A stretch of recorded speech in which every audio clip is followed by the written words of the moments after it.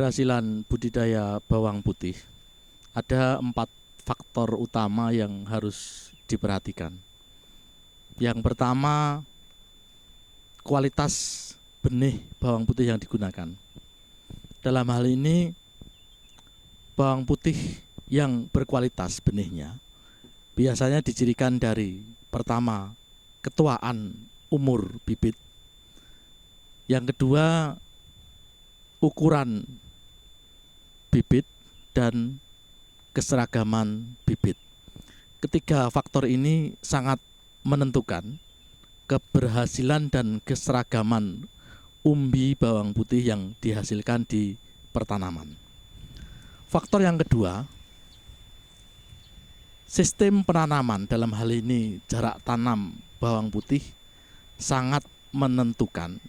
Dalam hal ini, apakah bawang putih itu akan ditargetkan untuk produksi konsumsi atau produksi benih. Untuk tujuan produksi benih, tanaman bawang putih sebaiknya ditanam dalam jarak yang lebih renggang, sekitar 15 cm kali 15 cm. Sedangkan untuk target konsumsi bawang putih, penanaman dengan jarak tanam yang lebih rapat biasanya akan menghasilkan produksi umbi yang lebih banyak hanya dengan ukuran yang lebih kecil.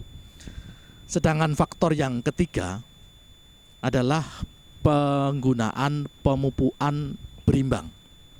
Dalam hal ini, mengingat bawang putih ini merupakan salah satu produk pertanian yang diambil dari sisi bobot, aroma, dan juga warna.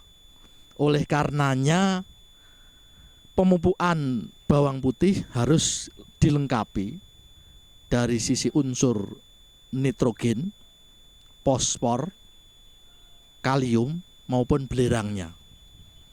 Untuk pertumbuhan yang optimal pertanaman bawang putih diperlukan sekitar 200 kg pupuk nitrogen, sekitar 150 sampai 200 kg pupuk P2O5, kemudian sekitar 80 kg pupuk K2O, dan sekitar 100 kg pupuk belerang.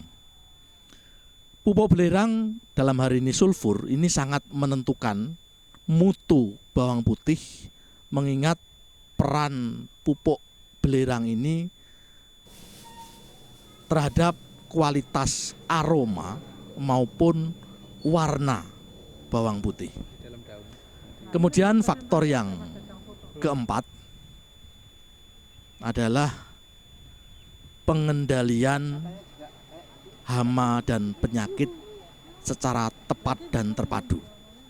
Pada kesempatan kali ini kita mencoba mengkombinasikan sistem pengendalian hama penyakit secara ramah lingkungan, yaitu dengan cara mengkombinasikan penggunaan pestisida kimia yang selama ini menjadi andalan petani dengan cara mengurangi dan mengkombinasikan penggunaannya dengan pestisida hayati.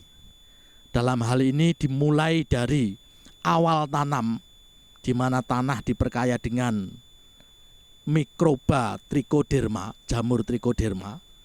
Kemudian di pertanamannya dikawal dengan pestisida nabati, dalam hal ini menggunakan Beveria.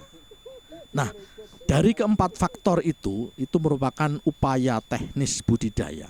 Namun demikian, ada satu faktor yang terkadang mengalahkan 4 faktor, yaitu kondisi lingkungan, dalam hal ini curah hujan dan temperatur yang juga menjadi penentu keberhasilan budidaya bawang putih.